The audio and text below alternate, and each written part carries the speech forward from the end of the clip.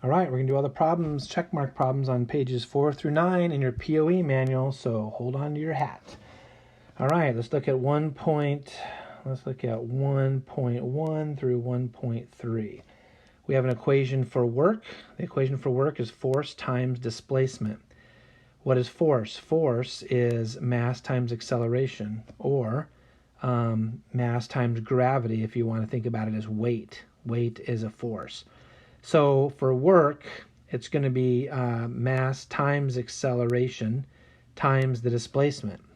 And that makes sense because work makes you mad. Okay, 1.1. What are the derived units for force? Well, force, if I put in for mass, it'd be kilograms, and acceleration is meters per second squared. So the units for force is kilogram meters per second squared. We usually call that a Newton. A Newton. What are the derived units for work? Work is force times displacement. So we just got force was kilogram meters over second squared times displacement would be another meter. So we'd get kilogram meters squared over second squared. That is a big ugly unit also. We call that a joule. So work is in joules, force is in newtons. These two things here are the MKS versions of those units, but we usually use newtons for force and joules for work. Problem 1.3, how much work does it take to lift a 1 kilogram mass 5 meters? Well, work makes me mad. So what's your mass? Your mass is 1 kilogram. What's your acceleration rate? That's gravity, because we're going against gravity, so that'd be 9.81. And the displacement that you lifted it was 5. So assuming gravity is really close to 10, it'd be basically about 50 joules, approximately 50 joules. Okay, let's go to page 5, and we're going to look at the inclined plane. We have an inclined plane here, and it says the ramp is 22 degrees and connected to a dock that is 2 feet above the ground. So I'm sketching 1.4. It says to sketch this out, so I just did. Okay, this height right here is how far the weight is actually going to get lifted. So that's your dr. The dr is always the height of an inclined plane. You're going to actually push the thing up along this, the hypotenuse. So the hypotenuse is always called your de. Okay. And question 1.5 says, what is the length of the incline? So basically, what is the length of DE? For this, you need some trig. You have the opposite side, and you need the hypotenuse. So we're going to use the sine of 22 equals opposite, which is 2, over DE. So then DE would equal 2 divided by the sine of 22. Make sure your calculator is in degrees when you're doing this. I believe the DE, I'm not going to give you all the answers, but I think this one comes out to be like 5.34 feet as the effort displacement. What is the ideal mechanical advantage of the ramp? Ideal IMA. IMA is always, for every single thing we're going to do in all these problems, it's always DE over DR. Memorize that, know that, okay? It's called the ideal mechanical advantage. DE is right in the middle of ideal, and that's what goes on top in this fraction. So DE over DR, okay? And so the DE, the DE was like 5.34, I think, if I get that right. And that's over the DR, which is 2. Okay? All right. I'm going to show you a trick here real quick.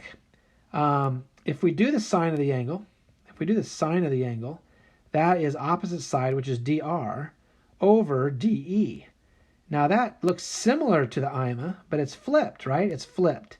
So here's a super fast way to find the IMA of an inclined plane. You might have to do this on the test. This could be a real trick. I might seem not to give you any information. Maybe I give you an angle, just an angle, that's it. You can actually determine the IMA from just the angle, because dr over de, we need to flip that.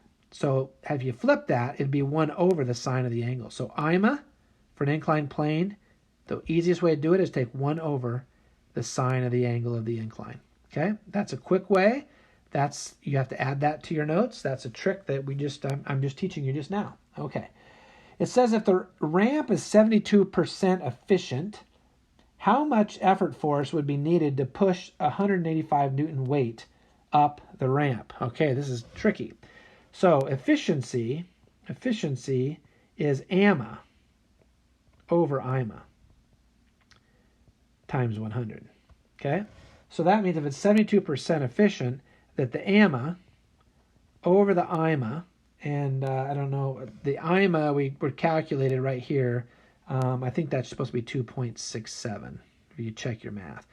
So the AMA over 2.67 should be equal to 0.72 if it's 72% efficient. So then you'll have your AMA. You can calculate your AMA. I don't know what it is. I'm not going to give you any more help. AMA, though, is the fraction FR over FE. And FR is the weight. FR is always the weight. So whatever your AMA you get from this, 0.72 times 2.67 will be your AMA. Now your AMA is going to equal, push 185 Newton weight. It's going to be 185 over FE. And you're going to solve for FE. So FE would actually equal 185 over your AMA. Okay, I'm not going to give you all the answers on that. That's going to help you hopefully figure out how to get to it yourself. Okay? All right. Okay, next page 6. We're going to do some levers. A lever has a 50-pound resistance force and a 15-pound effort force with the fulcrum somewhere in between. So we got a lever, and we can put a fulcrum anywhere out here. And we have 50-pound weight, okay, 50-pound weight. And we have an effort force, 15-pound effort force with the fulcrum, so a 15-pound effort force. This is effort. This is your resistance over here. Okay. The lever's effort force is located 4 feet from the fulcrum. Okay, so 4 feet from the fulcrum. Sketch and annotate it. Okay, we just did that. What is the actual mechanical advantage of the system? Okay, actual mechanical advantage is FR over FE. Okay, so it'd be 50 over 15. That's the actual mechanical advantage. Okay, assuming it's a 90% efficient machine, calculate the resistance distance. Okay, so AMA over IMA times 100 is your efficiency, right? So we know the AMA. We just figured it out right here. Over the IMA times 100 should equal 0.9. So you can do this and solve for your IMA.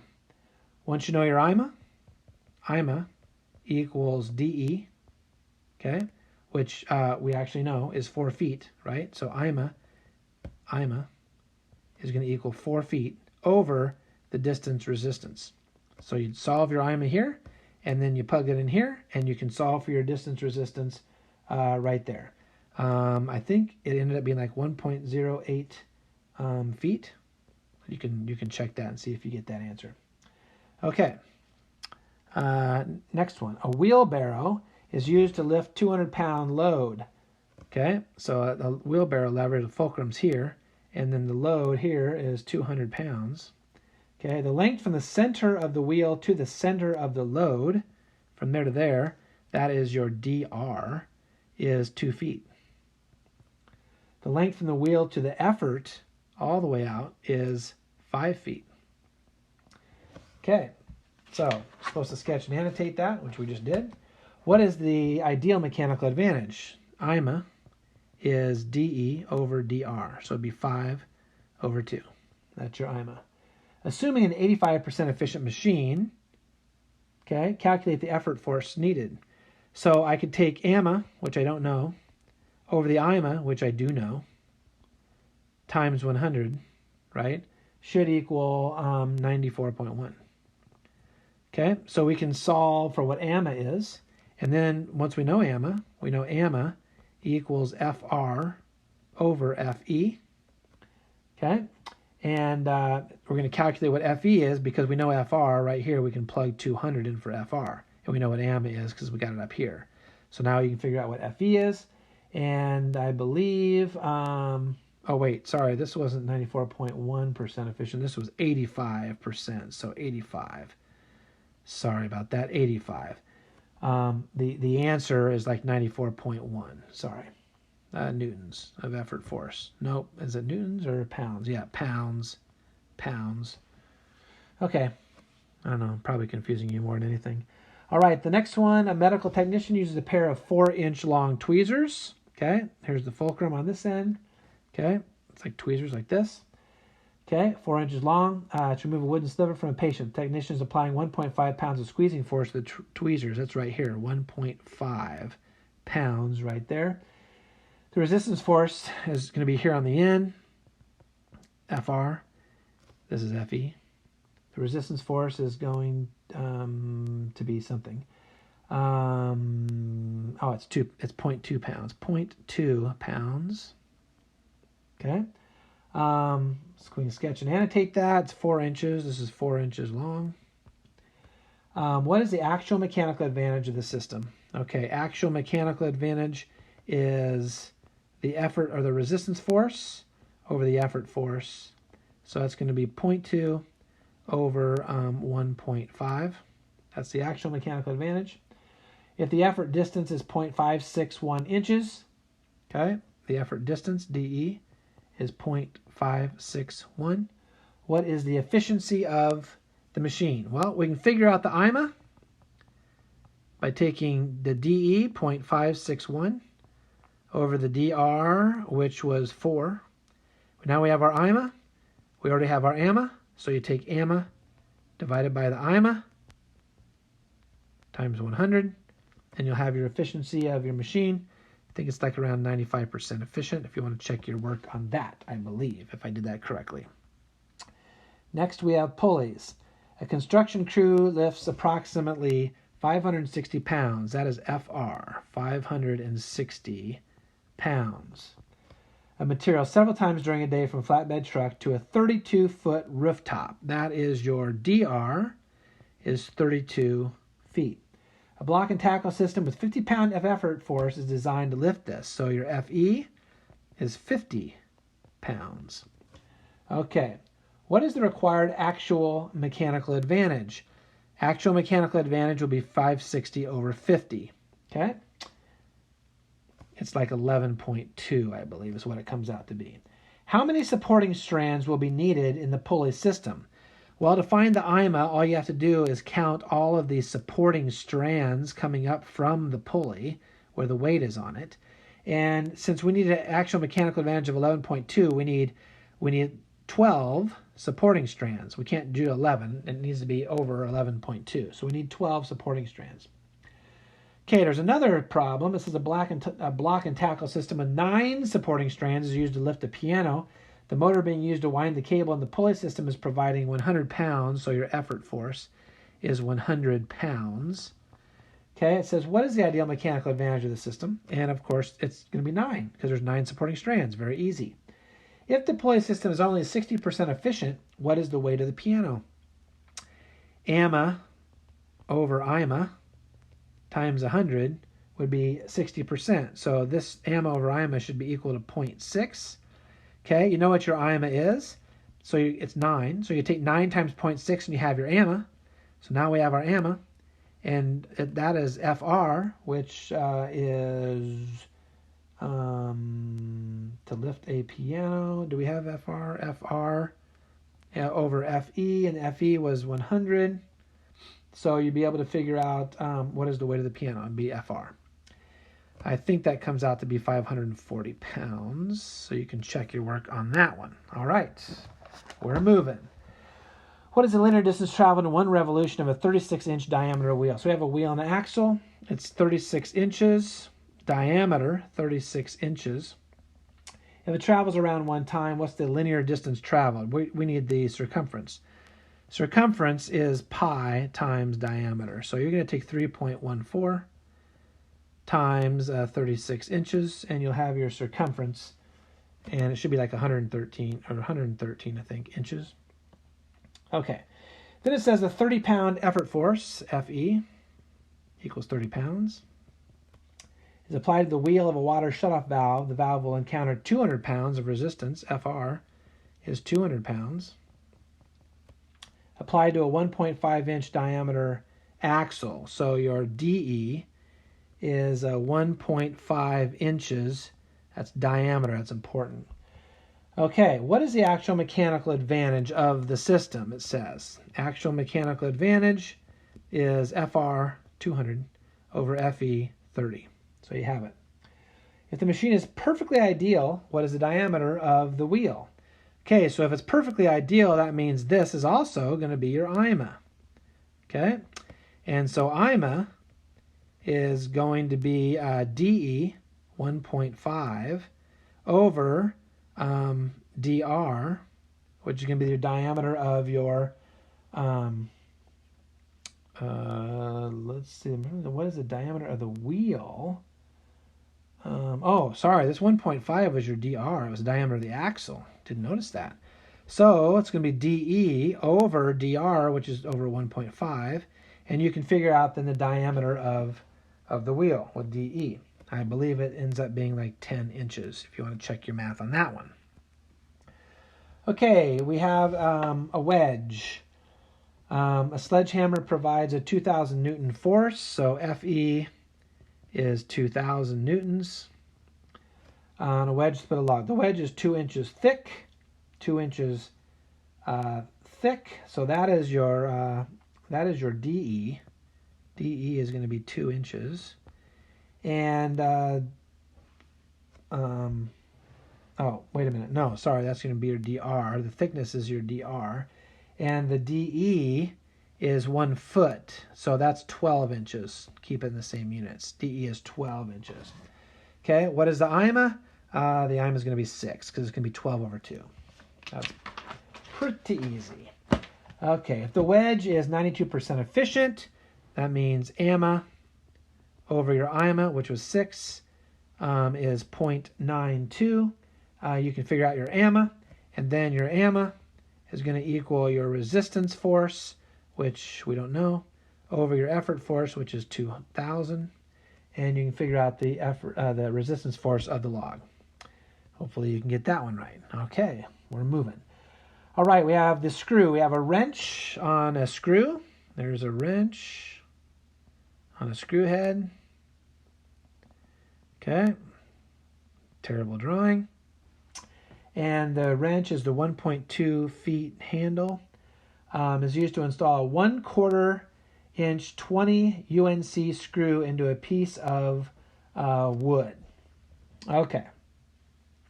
The 1/4 is 1/4 inch thick. The 20 means how many threads per inch. Okay, how many threads per inch there are. There'd be 20 threads per inch. That's TPI. So TPI is 20 threads per inch. And what we want to find, if you look at this drawing on this thing here, the IMA is going to be the circumference of the effort, right, or how much it turns around one time. That's the circumference, over how far in the wood, like the screw would go. And the screw's going to go, if you turn the head of the screw around one time, then it's going to go down one thread. And one thread is called the pitch. So that's the pitch. How do you figure out the pitch? Well, if you have the threads per inch, 20 threads, if I have 1 inch, and there's 20 threads in there, then how far is it between two threads? That's called the pitch. So the pitch is actually 1 over the threads per inch. Okay? All right. Or the pitch, the pitch is 1 over threads per inch. Okay. So the IMA is the circumference over the pitch. Or you could say the IMA is the circumference times the TPI. So you can do that either way. All right. So determine the circumference where the effort is applied. So the effort's going to be applied out here. So it's going to go around one time, and the circumference is going to be 2 times pi times the radius, which in this case is 1.2 feet. Okay. Probably should put that, you should convert that to inches. Probably be a better thing to do. Okay, that's going to be your circumference. All right, determine the pitch of the screw. That's going to be 1 over 20. It's going to be 1 over the threads per inch, 1 over 20. And then calculate the IMA. So that's going to be the circumference. Figure out the circumference in inches. Make sure you convert that 1.2 feet to inches. Divided by whatever the pitch is, and that's going to be your IMA. If the screw is 10% efficient, so AMA over whatever your IMA is going to equal 0.1. Okay, so you'll be able to figure out your AMA. What is the resistance force of the effort if the effort force is 5 newtons? So your AMA, which you're now going to know, is going to be your resistance force, which you're trying to find, over your effort force, which is 5. And you should be able to figure out that resistance force. It's going to be about 905 newtons, I believe, if you did it all correct. If you're getting any of these wrong, please come and see me, and we'll check and see where you kind of went wrong. I know this was a very rough video, over 20 minutes long. Hopefully you're still paying attention. Okay, and I think we got it all right, and so we're gonna end it there. If you had anything wrong, please come and see me, and we'll try to figure out what went wrong.